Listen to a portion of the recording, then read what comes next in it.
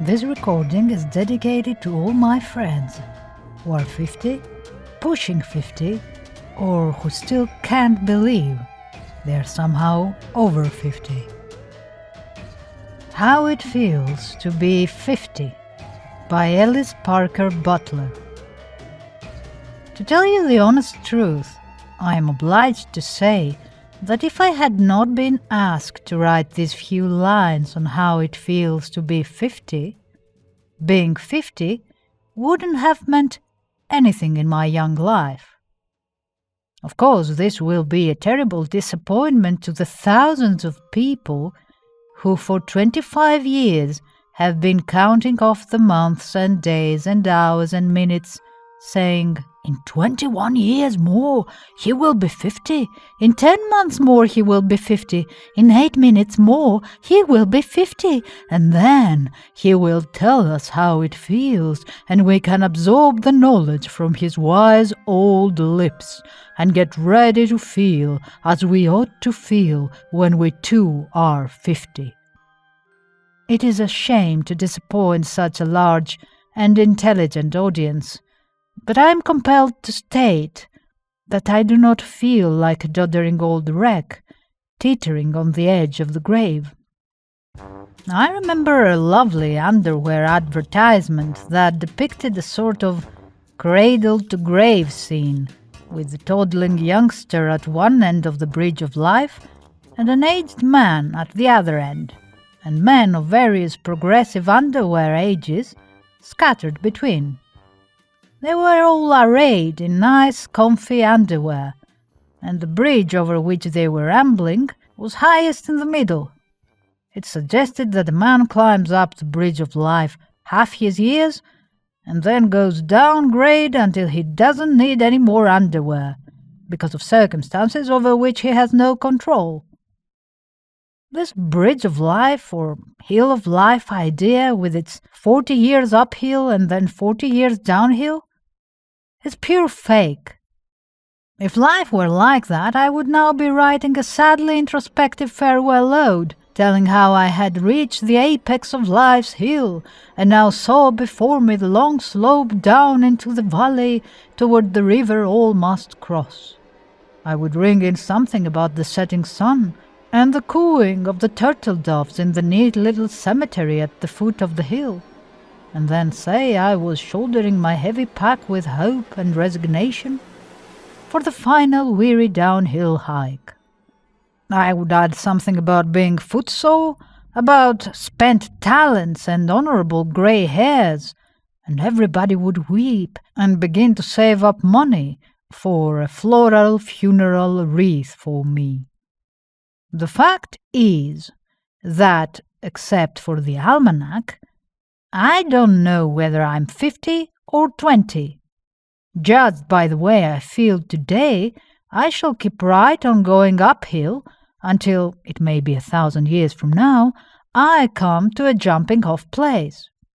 At 50, I have no feeling of starting downhill or of having reached the top of any hill. If you want to call my life a hill, I'd say I see the road rising just as steadily and regularly and pleasantly ahead of me now as when I was 20. And the top of it is so far from where I am now and so much higher that I can't even see it. Life is just beginning to be interesting.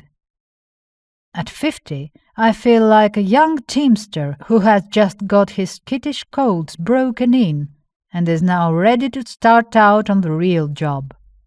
Until now I have been a raw hand, stopping to adjust the harness, talking about what I meant to do, studying the guidebooks, getting the stiff wagon greased, laying in provisions, fussing around one way and another, trying to find out where I wanted to go and why I wanted to go there and how to get there when I started. At 50, a man should feel younger and stronger and more fit than he ever felt before. I do. Most men do, I believe. Younger fellows do not even play properly. They make a sort of work of it. It is not until a man is 50 that he knows that golf and fishing and poker and pinochle are play, and that work is play, and that life itself is kind of an interesting big game too. I took out an old photograph of mine the other day, one I had taken away back in 1887 when I was 18, and I remembered how full of cares and worries I was at that time. I used to stay awake night after night and worry over getting married, for instance. I used to wonder how I could ever get up enough courage to go up to a girl and ask her to marry me. That awful necessity loomed up before me and filled me with woe and agony, gave me cold chills and hot flushes, and made me absolutely miserable for years. I remember that when I was about 20, I saw an item in a newspaper, away inside somewhere and tucked in a corner. It said statistics showed that bashful men were usually the first to marry. That item was a wonderful source of relief to me. I cut it out and carried it in my pocket, and whenever I felt the cold chill of fear come over me, and I began to sweat at the thought that someday I must ask a girl to marry me, I got out that clipping and read it, and tried to brace up and be brave. Today I have a wife and 4 children, and that worry is gone. My hair was another great worry in those days. My father is quite bald, and he had become bald when he was a very young man, when he was 21 or 22, I believe. I don't know why a young man should think a heavy head of hair is such an imperative necessity when hats are so cheap. But I was haunted by a dire fear that I might grow bald while still young. I was in continual distress lest the Butler baldness might be hereditary. I had just one great hope, that at least some of my hair might stay on my head until I was married anyway. When I became engaged, this hair fear took the place of the afraid to propose fear. It was with me night and day.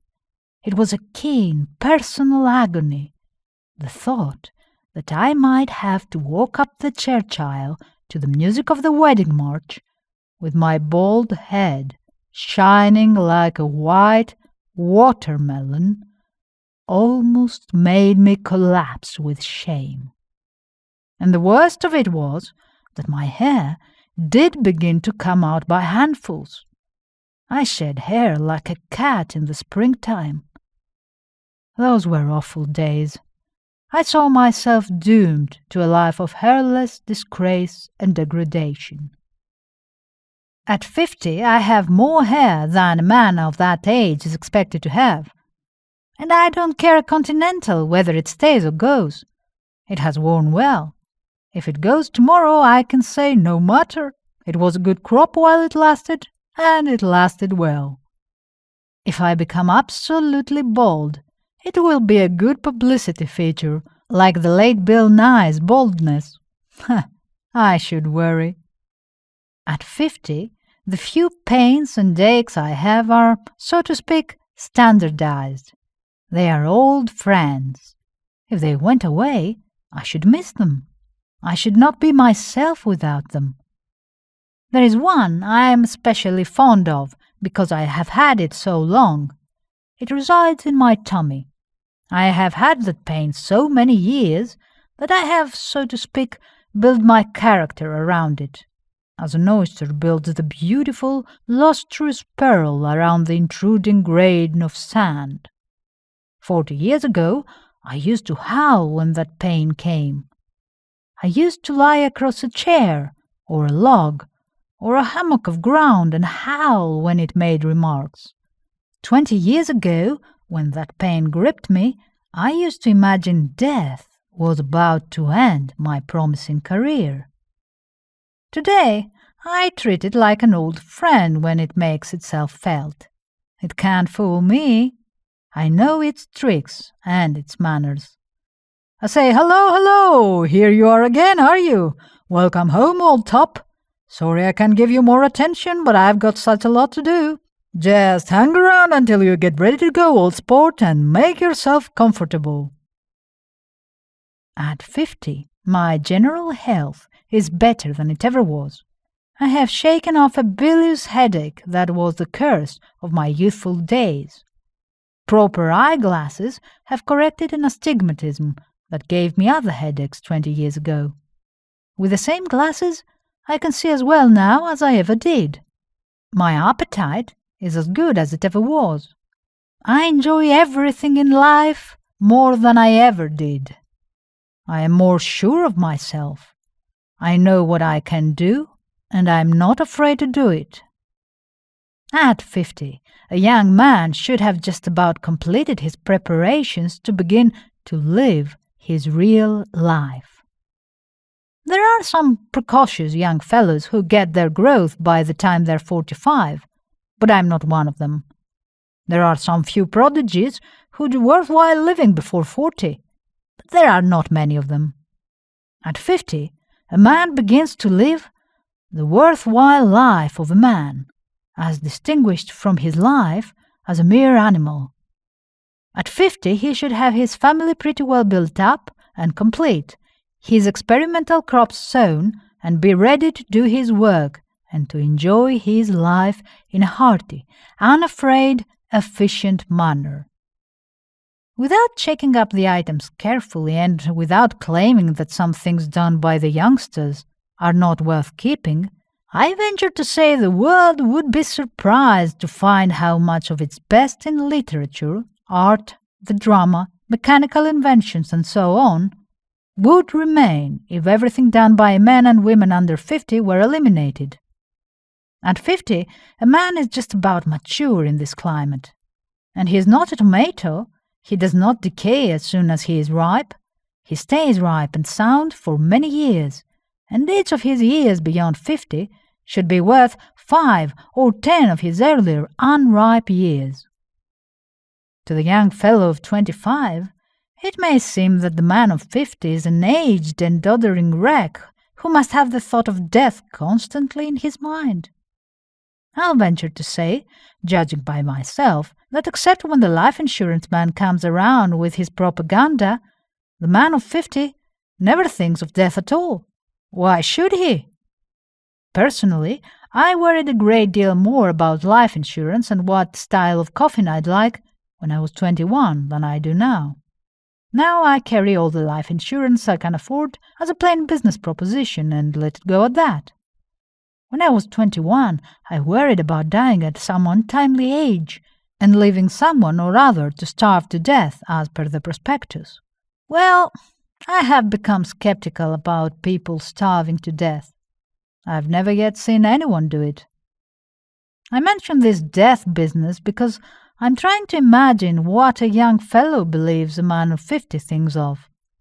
I know some of them think we 50-year-olders are decrepit old ruins, dwelling in the past and looking fearfully forward to an early dissolution. Take my word for it, sonny. No man of 50, unless he be suffering from some dire disease, thinks of death at all as applicable to himself. As for myself, seeing how things are going nowadays, I don't give death a thought. For all I know, and all you know, before I am 10 years older, the great manager of things may decide it is time to go back to the old regime and make men live 500 or 600 or 969 years, as they did in the days of Methuselah and Noah. So why should I worry? At 80 or 90, I imagine, some men do get a little weary of life and begin to be indifferent to its continuance. But at 50, many things are just beginning to be interesting. Until lately, I have been so busy raising a family and getting a home and one thing and another that I have not time to give proper attention to my golf. I'm planning to put in 30 or 40 good years improving my game. I have discovered that you cannot avoid faults in your golf unless you know what they are, and you cannot thoroughly know a golf fault until you acquire it. I think I have now acquired all the golf faults there are, and from now on I mean to have a lot of fun getting rid of them. Another thing I need a lot of time for now is my postage stamp collection. For 40 years or so I have sort of fooled along with it, getting acquainted with the general methods and outlines of the sport, and deciding just what to specialize in. I have now a pretty fair working knowledge, and know what I want to do in that line. I need a lot of time for that. I don't expect to do any very great things at it until I really get some leisure, say when I'm 80 or 90 years old. But in the meanwhile I want to pick up a few rarities now and then. To do that I'll have to make a little more money than I have been making, because I have reached a point where the stamps I need run into money rapidly. And I expect in the next 20 or 30 years to spend quite a little on my fishing. After 40 years of it, I am just beginning to learn how to fish properly. And I want to grow some real flowers. I want to have a tulip bed that will draw people from 100 miles and make them beg for bulbs. But I haven't been able to get at the tulip fair this year because I have been out touring the country as a platform humorist. There are a half-dozen other things I'm planning to do, but all these are subsidiary to my writing, of course. At 50, I feel that I am about ready to begin my life work as a writer. For the past few years, 30 or 40 of them, I have been experimenting around and trying to get my bearings and learn what life really is. I have done some pretty raw, inexperienced stuff, but it has been worthwhile because a young fellow has to go through the experimental stage. It takes time to decide what one really wants to do and how he wants to do it. But when a man is 50, with a long life ahead of him and a fair notion of what he wants to do, he begins to be hopeful. At 50, I feel that I'm about ready to begin writing the 8 or 10 novels I have been wanting to write. Amelia E. Barr was about 50 years old when she began writing novels, and she wrote about 70 of them after that. Richardson wrote Pamela, some call it the first modern novel, when he was 50. Daniel Defoe turned to fiction only when he was 55. There are hundreds of writers who did all their work, or most of their best work, after 50. Oliver Wendell Holmes was 48 when he wrote The Autocrat of the Breakfast Table, his first great work. Longfellow wrote Hiawatha when he was 48, and much of his best work followed. Whittier wrote Snowbound and Maud Muller at 59, and continued writing until he was 79. Tennyson was still writing at 83, Trilby was written when Du Maurier was 60, Les Miserables when Victor Hugo was 60, Kenilworth when Scott was 60, with 16 novels following it. Reckoning a man's life by years is the biggest sort of flapdoodle. All of a man's worthwhile living may come after he is 50. Between 50 and 51, I may catch my biggest drought, and I expect to do it. After 50, I may write my best stories, and I mean to do it. In my backyard is a huge white oak tree. Some tree experts say it is 350 years old. Some say 600, and one has estimated at 800. It does not make a bit of difference to the tree. It is as young and enthusiastic when spring comes as it was when it was 2 years old. It puts forth leaves, grows new and tender twigs, bears sound acorns, shelters its colony of bird families, and holds one end of the clothesline just as well as it ever did. It is a healthier, happier tree at 600 years of age than thousands of pert young 10-year-olds, and is producing more and better oak leaves. If you went and asked it how it feels to be 600 years old, it would say, "What do you mean 600 years old? What has that got to do with it?" A few hundred years one way or the other mean nothing to a sound, healthy white oak tree. A few tens of years one way or the other mean nothing to a sound, healthy man. We know that Homer and Socrates were aged men because certain famous portrait busts have advertised it. But how many know whether Cicero, Plato, Marcus Aurelius, or Pythagoras did their best work before or after 50? We don't know, and we don't care. Take Noah, for example. At 50, Noah was a comparatively unknown citizen with a neighborhood reputation for homely virtues and a nice growing family. But he had cut no very great figure in the world. Some of the younger fellows thought of him now and then as a sort of aged gentleman who was about ready to drop into the grave. Probably they thought it was quite a feather in Noah's cap when one of them stopped him and asked him to write a short paper on the subject, How It Feels to be 50. "There is a chance for you to produce a wonder," the young fellow said to Noah. "Make the essay just as personal and real and funny as you possibly can. Age is one of the most interesting subjects in the world. Everybody either looks forward to being 50 or back to having been 50. There is no subject about which human beings think more." "All right," Noah said. "I'll do it. But you must expect to be disappointed, because I don't feel old or aged or anything of that sort. I feel young and lively as if I were just beginning to live." "Such," said the young fellow. "You are old. At 50 you have one foot in the grave. That stands to reason. Now be a nice old fellow and write something that will please the neighborhood society. Something about standing on the apex of the hill of life, looking down the farther side and that sort of thing." So Noah did. He aimed to please. He wrote the essay and said he was now 50 and had but a few years to live, and that he did hate to think of so soon having to part from one and all. The paper made a great hit. It was loudly applauded. And 50 years after that, Noah was still alive. And 50 years after that, Noah was still alive. And then another 50 years passed, and Noah was still alive. And then 100 years passed, and Noah was still alive. And 200 years after that, Noah was still alive and going strong.